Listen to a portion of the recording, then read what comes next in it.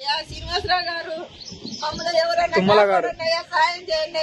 తుమ్మలాశ్వర గారు, తుమ్మలాశ్వర గారు, ఇంత మట్టికి ఎవరు రాలేదు, మాకు సాయం చేయాలి. మా చాలా మంది ఇంట్లో ఉన్నామండి, కింద గోడలు కూలిపోయినాయి, ఇల్లు కూడా అదురుతుంది, కరెంటు స్తంభాలు పడిపోయినాయి.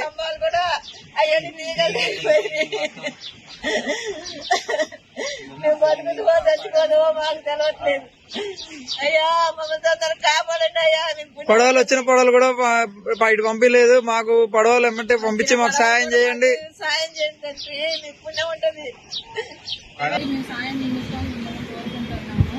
అది Khammam rural Karnagiri near water tank పక్కన మా ఇల్లు నేను వరదలో ఇరుక్కుపోయి సేవ్ చేయండి. Karnagiri Saikrishna Nagar road near water tank పక్కన. హ్యాండిక్యాప్ కూడా ఉన్నాడు, హ్యాండిక్యాప్ బాబు కూడా ఉన్నాడండి. 4 చిన్నపిల్లలు, 5 పెద్దవాళ్ళు ఉన్నాం. Please save me.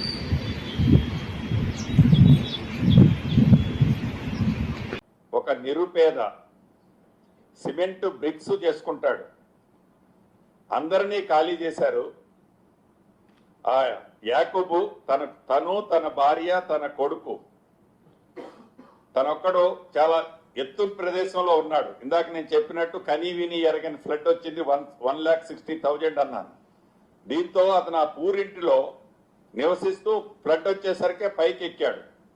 మార్నింగ్ నుంచి నేను ఒక 25-30 టైమ్స్ అతనితో పర్సనల్ గా ఫోన్లో మాట్లాడుతూ ధైర్యం చెప్పుకుంటూ వచ్చాను. అటు 3 ప్లేసెస్ లో ఏదైతే నేవీ వాళ్ళకి సంబంధించిన హెలికాప్టర్లు ట్రై చేశాం, ఇక్కడ డిఫెన్స్ కి సంబంధించిన హెలికాప్టర్స్ ట్రై చేశాం, అదే రకంగా హకీంపేట ఎయిర్ ఫోర్స్ కి సంబంధించిన హెలికాప్టర్లు ట్రై చేశాం. లోకల్ రైన్లు హెవీగా ఉన్న కారణంగా ఏ ఒక్కళ్ళు హెలికాప్టర్ టేక్ ఆఫ్ తీసుకోలేము అనే పరిస్థితి ఉంది. ఏదైతే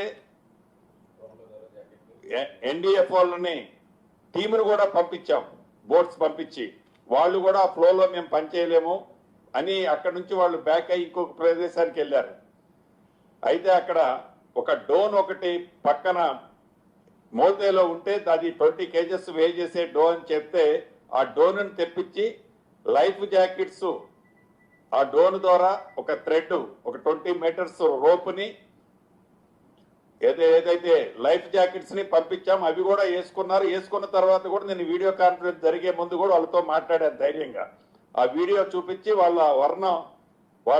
ఆ వీడియో కాన్ఫరెన్స్ లో నాతో మాట్లాడేటప్పుడు వాళ్ళ ఆవేదన వర్ణాతీతం.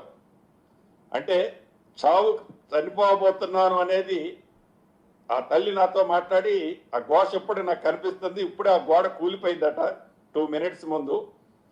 చాలా తప్పకుండా భగవంతుడు వాళ్ళని కాపాడాలని ఆ ముగ్గురిని, ఎందుకంటే లైఫ్ జాకెట్స్ ఉన్నారు కాబట్టి ఏమీ జరగొద్దని మనస్ఫూర్తిగా కోరుకుంటున్నాను.